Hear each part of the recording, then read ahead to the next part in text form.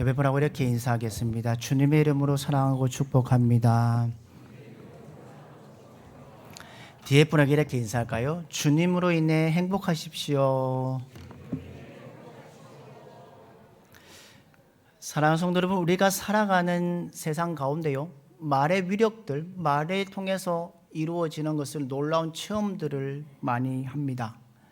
우리가 내뱉는 말 한마디가 사람을 죽이기도 하고 사람을 살리기도 하고, 어떤 때는 사람들의 낭망시키기도 하고, 어떤 때는 소망을 주기도 합니다. 사랑의 말, 축복의 말, 긍정적인 말이 사람을 살리는 것을 우리는 압니다. 잠언에서는 이렇게 말씀하시죠. 잠언 18장 21절 말씀을 우리 한번 같이 읽도록 하겠습니다. 같이 읽겠습니다. 시작. 혀의 힘이 달렸나니 혀를 쓰기를 좋아하는 자는 혀의 열매를 먹으리라. 아멘. 혀를 쓰기 좋아하는 자들에게 경고의 말씀이 이 잠언 속에 있습니다. 여러분, 우리 속담 중에 이런 단어가 생각나시는지요? 말 한마디가 청양빛을 갚는다 라는 말이 있습니다. 이 말은 사람의 말이 얼마나 중요한지를 말해주는 속담 중에 하나입니다. 즉, 말 한마디만 잘해도 어려운 문제들이 해결된다는 겁니다. 여러분, 옛날에 1000냥은 지금으로 말하면 엄청난 금액입니다. 말 한마디가 중요한 역할을 함을 우리 선진들은, 선조들은 말 속담을 통해서 알고 있습니다. 이런 말을 살리고 죽이는 가운데 우리가 살아가는 순간순간마다 말 한마디가 강력한 힘을 발휘했던 적이 있습니다. 가장 슬픈 사건이기도 하지요. 지금부터 11년 전에 2014년 4월 16일 인천에서 출발해서 제주도로 향하고 있던 배 한 척이 전라남도 진도 감매도 부근에서 침몰한 사건이 있습니다. 그때 사망한 숫자가 299명, 실종자가 5명에 걸치는 가장 우리나라 해상 사고 중에 가장 크게 난 사건입니다. 이 사고를 통해서 모두가 아파했고 잘못된 말 때문에 희생자가 많아졌던 것을 우리는 압니다. 구명조끼를 입어라, 선실에 들어가라, 그리고 배에 탈출하는 말들이 급박한 순간순간에 한 번씩 지체되고 나타났습니다. 특별히 배에서 탈출하는 말들은 선장과 선원들이 다 탈출한 후에는 들리지 않은 말이었습니다. 구명조끼를 입은 사람들이 적절한 시기에 뛰어내리고 탈출했음에도 불구하고 하지 못해서 결국 많은 생명을 잃어버린 사건입니다. 바로 이것이 우리에게는 아픔의 기억이고 우리의 마음을 분노케 했던 사건이 있습니다. 스스로 자기의 말에 책임지지 못해서 책임져야 할 사람들이 없어지는 사회 현상이 있습니다. 사람의 말에 책임지지 않기 때문에 어떤 사회 현상이 있느냐? 바로 어른들의 말에 귀를 기울이지 않는다는 겁니다. 그리고 권위를 가진 사람들의 말에 더 이상 듣지 않는다는 겁니다. 권위에 대한 불신과 윗세대에 대한 거부가 팽배한 사회로 바뀌고 있는 시대를 살고 있습니다. 또한 사람들의 사고방식도 변하고 있습니다. 요즘 부모님들의 자녀들에게요, 이런 얘기를 말한다고 말합니다. 너희들이 위험한 일이 생기면 각자 도생하라고 얘기한다는 겁니다. 단순히 개인주의를 넘어서 이기주의적인 사고를 만드는 이 사회 현상에 마음이 아플 뿐입니다. 사랑하는 성도 여러분, 우리가 말하는 말은요, 언어는 누구와 동행할까요? 시간과 동행합니다. 장소와 동행합니다.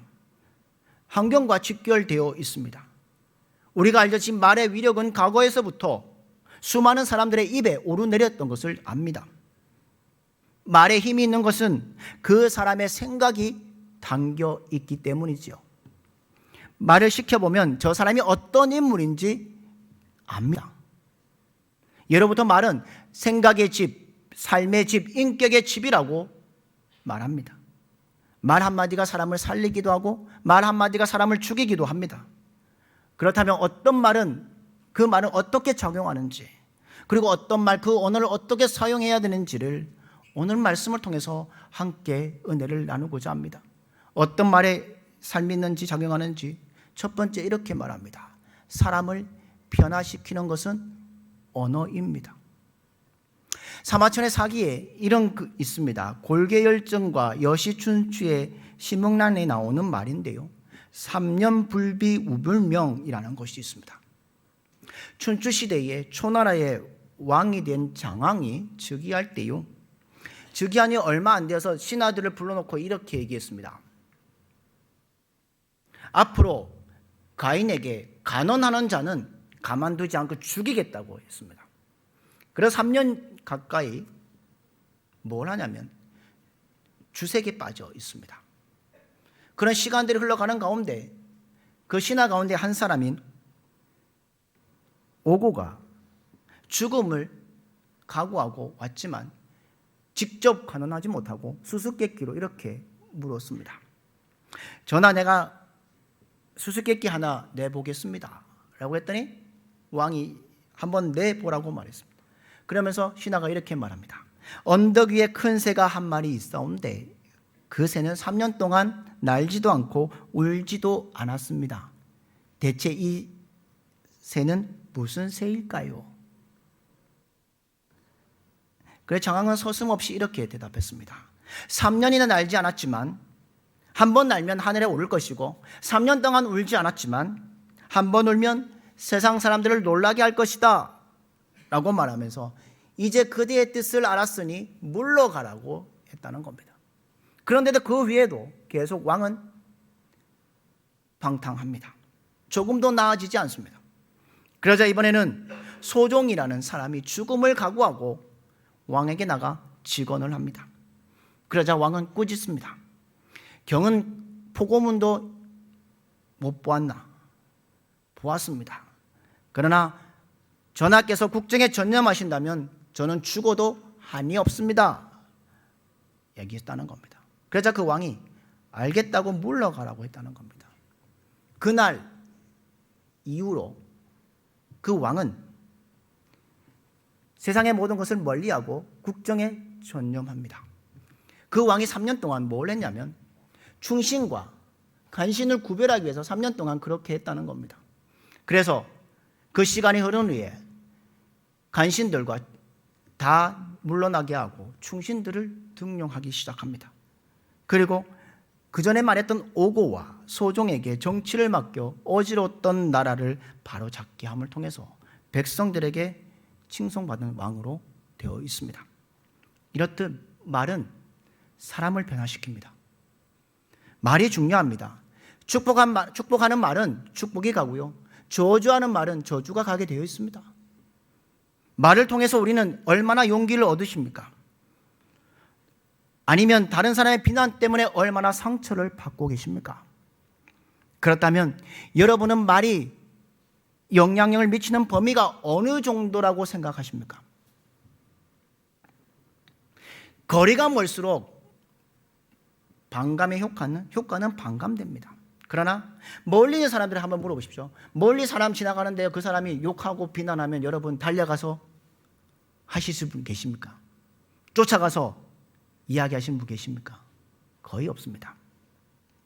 그냥 내버려 둡니다. 그러나 가까이 있는 사람들이 하는 말은 내 삶에 크게 영향력을 미칩니다. 바로 가까이 있는 사람이 나를 향해서 비난하면 우리의 마음이 어떻습니까? 가슴이 울렁울렁합니다. 그러나 가까이 있는 사람이 칭찬하면 우리의 마음은 어떻습니까? 기분이 좋습니다. 우리는 우리의 삶의 범주를 한번 살펴보아야 합니다. 삶의 범주를 넓은 데서부터 시작해 봅니다. 넓은 것에서부터 조금씩 범위를 좁혀 보십시오. 가장 먼저 좁혀오는 범위가 무엇이냐면 친구들입니다. 그리고 더 좁혀오면 어딜까요? 가정입니다. 부모와 자녀, 아내와 남편입니다. 그러면 이런 가까운 삶의 범주 속에서 우리는 어떤 말을 쓰고 계십니까? 나는 부모님에게, 나는 배우자에게, 나는 자녀에게 어떤 말을 쓰고 계십니까?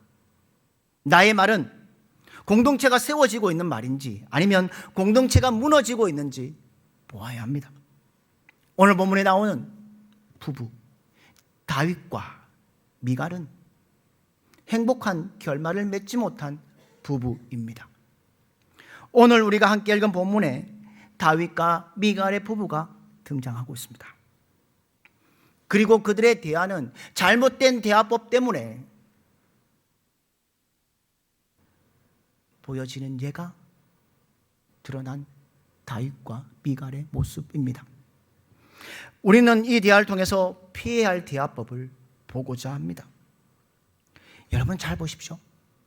어떻게 보면 다윗과 미갈은 진정한 부부이기보다는 오늘날 세상 사람들이 말하는 쇼윈도 부부일 수도 있습니다. 실제로 행복한 결혼 생활을 하고 있지 않지만 다른 사람들의 시선을 의식해서 인꼬 부부처럼 행동하는 것이 쇼윈도 부부입니다. 왜 이런 가식적인 행동을 해야 했을까요? 그들에게 사회적 지위가 있었기 때문입니다. 체면이 있고 명예가 있었기 때문입니다. 다른 사람들이 참 괜찮은 가정이네 라고 여기는 것 때문에 사람들 앞에서는 싸움도 하지 않고 있지만 둘만의 시간 가운데는 대화가 단절되었고 부부 생활도 없고 서로에 대한 존중과 애증이 없는 삶을 살았던 것이 바로 다윗과 미갈입니다. 간혹 이런 분들이 있습니다. 부부싸움하는 것 두려워하는 사람들이 있습니다. 하지만 그것은 두려워할 것이 아닙니다. 왜냐하면 부부는 싸움을 하게 되어 있습니다. 만약 누군가 싸움하지 않는다고 잘 살고 있다면 두 가지 중에 하나입니다. 하나는 정말 괜찮은 부부이든지 아니면 쇼윈도 부부라는 겁니다. 결혼했던 분들에게 질문을 한번 던져 적이 있습니다. 한 달에 몇 번 정도 싸움하시는 것 같으십니까? 라고 물었습니다. 아마 신혼부부, 중년부부, 또 노년의 부부는 조금씩 다르게 대답할 겁니다. 그런데 젊은 부부는 평균적으로 한 달에 2-3번씩 싸운다고 합니다. 그렇다면 예수님을 믿는 우리는 어떨까요? 신앙이 있으니까 싸움을 덜 할까요? 아닙니다. 우리도 어쩌면 똑같이 2번 내지 3번 정도 싸움을 합니다. 중요한 것은 싸움의 횟수가 아닙니다. 어떤 싸움을 하는 거라는 겁니다. 쉽게 사그러지는 싸움이냐 아니면 너하고 결별이 나는 여겨지는 싸움은 굉장한 차이가 있습니다. 오늘 다윗과 미갈은 서로 말을 잘못했습니다. 서로의 감정을 건드렸습니다. 그러자 그 감정이 폭발하게 되고 그 둘은 갈라지게 되고 그것을 성경은 이렇게 기록하고 있습니다. 오늘 본문 사무엘하 6장 23절 말씀 보십시오. 뭐라고 말씀하시는지 우리 한번 같이 읽도록 하겠습니다. 시작. 그러므로 사울의 딸 미갈이 죽는 날까지 그에게 자식이 없으니라. 아멘. 무슨 뜻일까요? 서로 남남처럼 살았다는 겁니다. 부부의 정이 깨졌다는 겁니다. 이 부부는 왜 서로 맞지 않았을까요? 성경학자들, 성서학자들은 몇 가지 이유가 있겠지만 첫 번째 이유는 두 사람의 환경의 차이라고 얘기합니다. 자들이 살아온 삶의 모습이 달랐다는 겁니다. 여러분 다윗을 보십시오. 이새의 아들로 막내 아들로 어디에서 생활했습니까? 들에서 목동으로 똥과 오줌을 묻어있는 양들과 껴안고 살아갔던 사람이 다윗입니다. 그런데 미갈의 여인은 어떻습니까? 아버지가 이스라엘 왕의 초대 왕이었고요. 그래서 아름답고 호화스러운 곳에서 공주로 살았습니다. 그래서 이 두 사람의 환경이 달랐다는 겁니다. 여러분, 살아온 환경과 여건이 다른 남녀가 만나서 사랑하는 것 결코 쉽지 않습니다. 그런데 노력이 필요합니다. 사랑하게 되기 위해서 저절로 사랑이 이루어지는 것 아닙니다. 사랑에는 에너지가 필요합니다. 의지력과 절제력도 필요합니다. 우리 젊은 청년들이 사랑하면서 가장 어려워하는 것이 바로 이것입니다. 사랑의 감정이 지속되리라고 생각하면서 노력하지 않는 것, 자기를 절제하지 않는 것이라는 겁니다. 이러한 노력하지 않는 통해서 환경이 다른 사람들이 만나게 될 때에 서로 힘들게 하는 요인이 된다고 말합니다. 오늘 이 미갈은 공주였음에도 불구하고 왕후였음에도 불구하고 그의 슬픈 인생을 보낸 여인입니다. 젊어서는 다윗을 사랑해서 결혼했습니다. 그런데 결혼하고 보니까 아버지 사울과 싸운 것을 봅니다. 아버지 사울과 남편 다윗 사이에서 그는 끊임없이 갈등과 미움을 경험했습니다. 아버지 사울 편에 서야 할지 아니면 남편인 다윗 편에 서야 할지 늘 고민하고 갈등했습니다. 그러던 어느 날에 아버지가 사무엘상 25장에 보면 나이스의 아들 빌다에게 시집을 보내는 일이 생깁니다. 그 후에 다윗이 왕이 되면서 다시 그 미갈을 데리고 옵니다. 그 가운데 시기가 언제 있을까요? 아버지 사울이 블레셋과 싸우는 전쟁 중에 있습니다. 그 싸움에서 아버지도 오빠도 전사를 합니다. 그런 미갈의 마음에는 다윗을 향한 미움과 사랑이 항상 교차하고 있었습니다. 이처럼 애증이 요동치고 있는 바로 이 시기에 오늘 이 사건이 벌어지고 있습니다. 사랑하는 성도 여러분, 사람의 삶을 표현하고 됨됨이를 알려주는 건요, 언어 속에 있습니다. 여러분이 오늘 만나는 사람들, 여러분의 한 주간의 삶 가운데 만나는 모든 사람들에게 나의 삶의 모습을 표현하고 됨됨이를 알려주는 이 언어의 삶을 놓치지 않고 살아가는 여러분들 되기를 주님의 이름으로 축복합니다. 두 번째로는 마음에 있는 것이 언어로 나오게 되어 있습니다. 오늘 우리가 읽은 본문은 잘 압니다. 엘리 제사장 때에 블레셋과의 전쟁에서 법궤를 가지고 왔다가 법궤를 빼앗깁니다. 그리고 블레셋에서 다시 법궤가 돌아옵니다. 그리고 긴 시간 동안 하나님의 언약궤 법궤가 방치됩니다.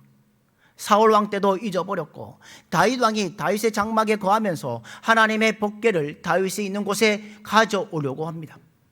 오늘 본문 앞부분에 보면 하나님의 언약궤를 가지고 오려고 했을 때에 하나님의 말씀대로 하지 아니하고 수레에 싣고 왔음을 통해서 타작마당에서 우사가 법궤를 붙잡음을 통해서 우사가 죽습니다. 그리고 석 달 동안 오벳 에돔 집에 머뭅니다. 그 후에 다시 하나님의 약속의 말씀을 기억하고 오늘 그 약속의 말씀을 통해서 하나님의 언약궤 법궤를 자기가 있는 장막에 옮기고 있습니다. 다윗이 하나님의 법궤가 들어오는 것을 보고 어떻게 합니까? 매우 좋아합니다.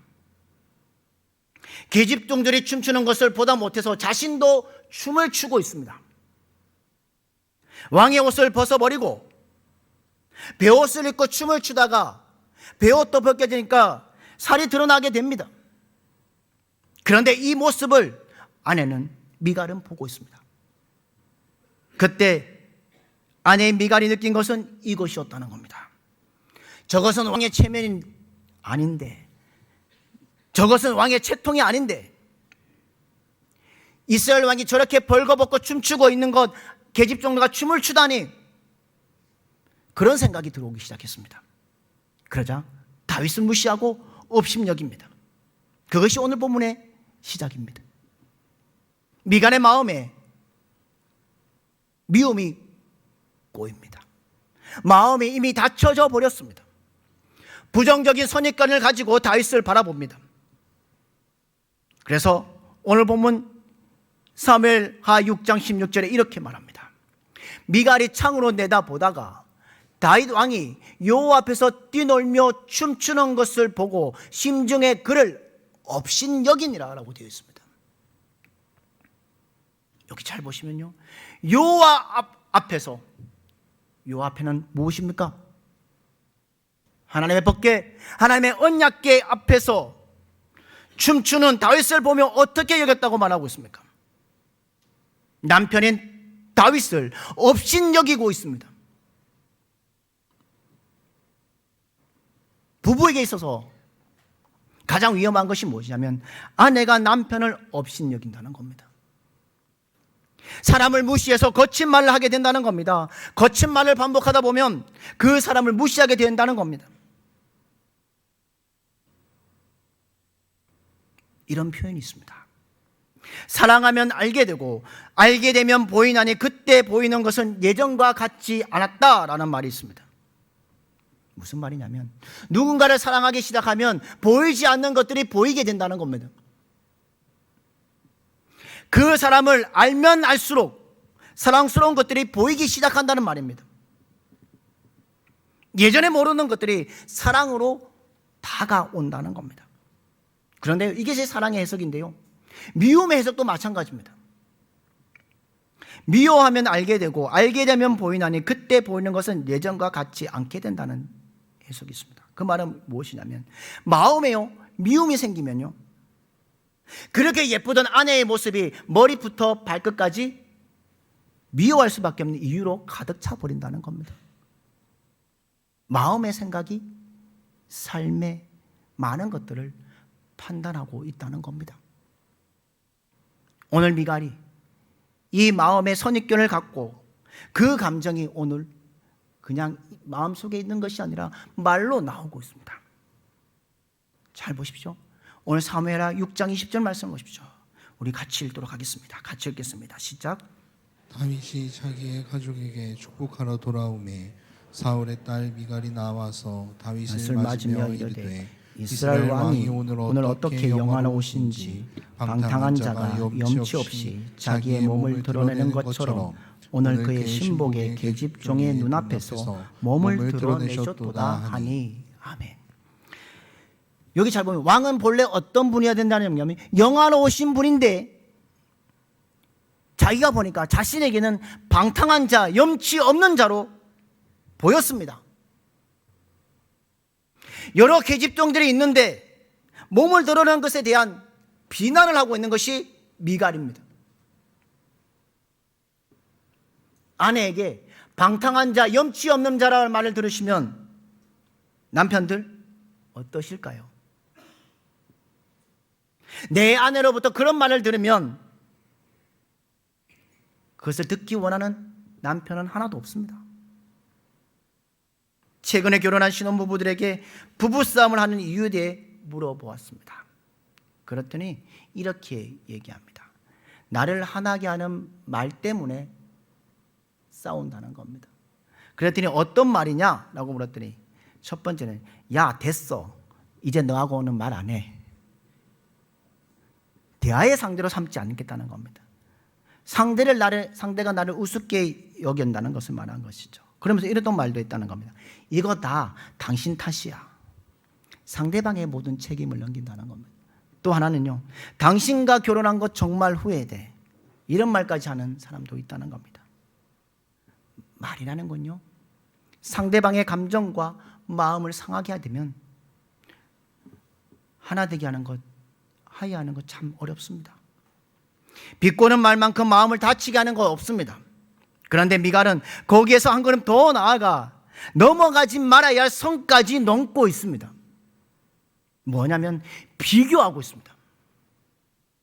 20절에 이스라엘 왕이 얼마나 영화로우신지요 라는 말을 잘 보십시오. 이 말의 의미는 무엇이냐?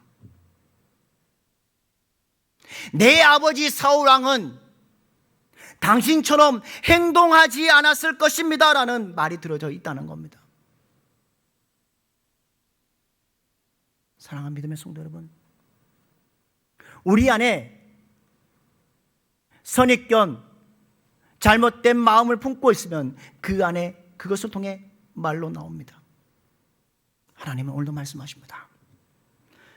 우리 믿음의 성도들은 진실된 마음을 품어야 합니다. 진실된 마음을 품어서 진실된 말들이 우리 입술에 나오는 삶을 살아가는 여러분들 되기를 주님의 이름으로 축복합니다. 또 하나는 가정을 살리는 비결은 축복의 언어입니다. 아까도 말씀드렸지만요, 가장 미련한 아내는 무엇이냐면 다른 남편하고 비교하는 겁니다. 내 남편을 누구와 비교하지 말아야 합니다. 또 연애 중에 있는 사람들이 있다면 내 남자를 다른 남자와 비교하지 마십시오. 남편의 모습, 아내의 모습 그대로 받아주어야 된다는 겁니다. 본문으로 돌아가 보십시오. 오늘 미갈이 이런 말을 했을 때 다윗은 어떻게 했습니까?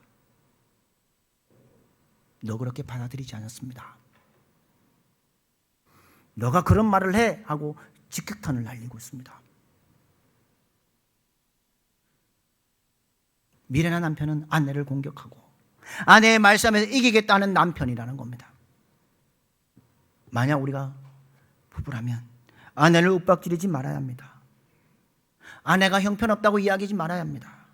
그것은 정말 미련한 남편이라는 겁니다. 오늘 본문을 잘 보시면요, 여호와의 복궤가 돌아온 것을 통해서 다윗은 기분이 좋았습니다. 춤추었고요, 백성들에게 모든 것을 나누어 주고 이제 그 기쁨으로 가족들의 축복을 원하며 들어오는 부분입니다.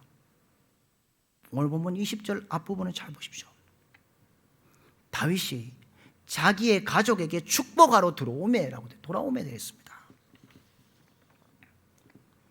남편들이요, 세상에서 수고하고 애쓰다가 가정으로 돌아올 때는 내 아내를, 보고 싶은 자녀들을, 아들과 딸을 보고 싶고 그리고 내 가정에 축복하기를 원합니다.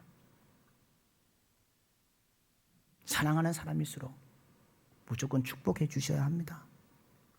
내 아내, 내 남편, 내 부모, 내 자녀, 내 형제에게 축복하십시오. 이것이 가정과 우리 공동체를 살리는 최고의 비결입니다. 특별히 남편들은 아내들에게 넉넉한 마음을 가져야 합니다. 남편들의 마음이 어떤 마음이 되어야 될까요?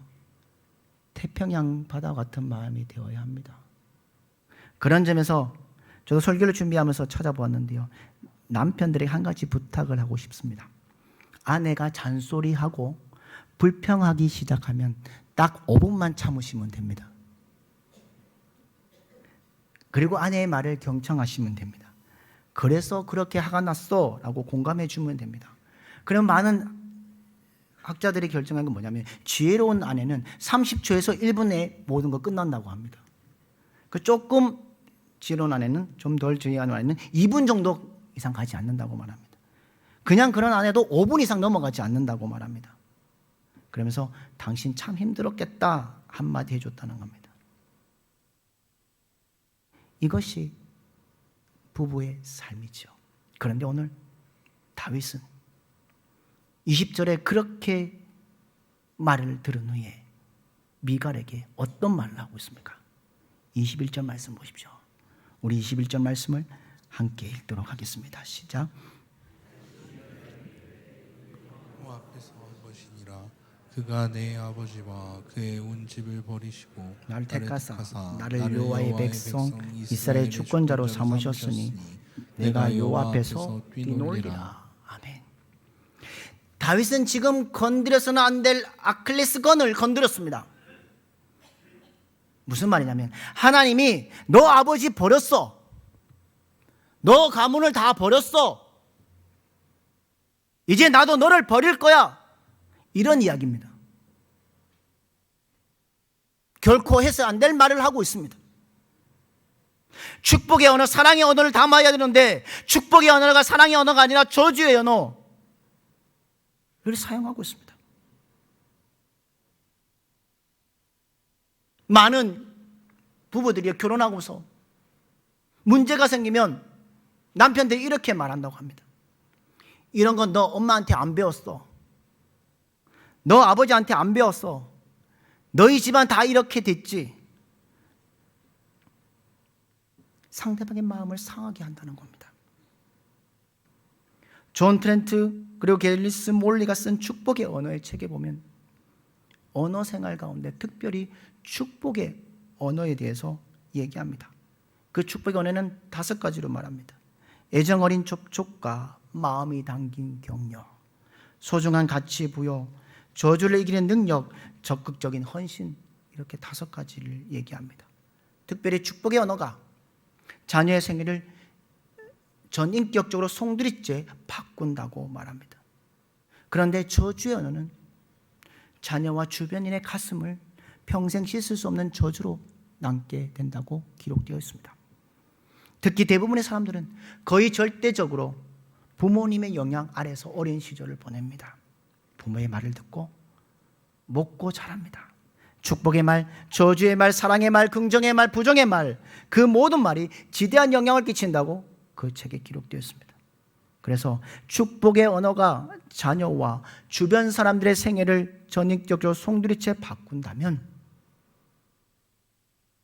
저주의 언어가 자녀와 주변의 가슴에 또한 평생 씻을 수 없는 저주를 남긴다면 당신은 어떤 언어를 선택하시겠습니까? 점검해보라는 그 책의 내용입니다. 사랑하는 성도 여러분, 나는 죽이는 언어, 저주의 언어를 많이 사용하시는지요? 아니면 살리는 언어, 축복의 언어를 많이 사용하시는지요? 성경에 혀는 생명이라고 말씀하셨습니다. 혀가 생명이 될 수 있지만 혀가 무기가 되어서 사람을 죽일 수도 있습니다. 무엇을 택할 것입니까? 다행인 건 우리가 가까운 사람들에게 축복의 말을 듣지 못하고 인생에 좋지 못한 영향을 받았다 할지라도 성경을 통해 하나님은 말씀하십니다. 우리에게 소망과 위로와 치유의 말씀을 통해 새롭게 해주십니다. 그 말씀은 무엇이냐? 예레미야 29장 11절에 말씀하십니다. 우리 예레미야 29장 11절 말씀을 함께 읽도록 하겠습니다. 시작. 여호와의 말씀이니라. 너희를 향한 나의 생각은 내가 아나니 평안이요 재앙이 아니니라. 너희에게 미래와 희망을 주는 것이니라. 아멘. 사랑하는 믿음의 성도 여러분, 우리 모두가 하나님의 마음을 품을 수 있기를 축복합니다. 하나님은 어떤 분이셨습니까? 세상의 많은 욕을 듣고도 참으신 분이십니다. 우리는 예수님을 믿으면서도 예수님을 비난하고 살아갑니다. 하지만 하나님은, 예수님은 그것을 다 받아주십니다. 그러니까 우리가 하나님을 부르면 내 사랑하는 아들아, 내 사랑하는 딸아 반겨주십니다. 이 마음을 우리도 조금 더 닮아가야 되지 않겠습니까? 우리가 살아가는 이 시대는 축복의 언어보다 미움의 언어, 저주의 언어, 분노와 언어를 가지고 있습니다. 그러나 그것을 우리는 축복의 언어로 바꿔야 합니다. 상처의 언어는 끊어지고 회복의 언어를 말해야 하고, 하나님의 일하심을 보며 믿음의 언어를 말해야 하고, 회복의 언어를 써야 될 때에, 그리고 충동적이고 감정적인 언어를 감추고 신중한 언어로 살아가야 합니다. 그것은 어디서부터 시작할까요? 가까운 데서부터 우리의 가족들에게, 친구들에게 시작되어야 합니다. 그런 역사가 세상을 바꿉니다. 하나님의 사람들이 우리 먼저 해야 할 말, 해서는 안 될 말 분별하며 이 시대를 축복의 언어가 넘치도록 행하며 달려가는 믿음의 성도들이 되시기를 주님의 이름으로 축복합니다. 이러한 새로운 역사가 여러분의 가정에서, 여러분의 친구에서, 우리가 속한 이 교회에서 일어나기를 주님의 이름으로 축복합니다. 모두가 축복의 언어를 사용함을 통해 모두가 생명을 살리며 하나님의 주신 이 땅 가운데 복된 길을 걸어가는 여러분 한 분 한 분 되시기를 주님의 이름으로 축원합니다.